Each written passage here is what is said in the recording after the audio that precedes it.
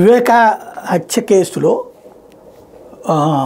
ఏదైతే వాళ్ళ పిఏ పెట్టినటువంటి కంప్లైంట్, వివేకానంద రెడ్డి పిఏ తనని సిబిఐ ఎస్పీ రామ్ సింగ్ హింసించాడని పెట్టినటువంటి కేసు, అట్లాగే సునీత, నర్రెడ్డి రాజశేఖర రెడ్డి వీళ్ళందరూ కూడా బెదిరించారన్నటువంటి కేసు ఆల్రెడీ మ్యాజిస్ట్రేట్ కోర్టులో ఫైల్ అవ్వటం, దాని మీద నోటీసులు ఇవ్వడం, దాని మీద చర్యలు తీసుకోవద్దంటూ కోర్టును ఆశ్రయించడం జరిగింది. వాళ్ళు హైకోర్టు 4 వారాల పాటు వాళ్ళ మీదన ఎలాంటి చర్యలు తీసుకోవద్దని ఆదేశించింది. అంటే అరెస్ట్ లాంటివి ఏమి చెయ్యొద్దు అన్నట్టు 4 వారాల పాటు.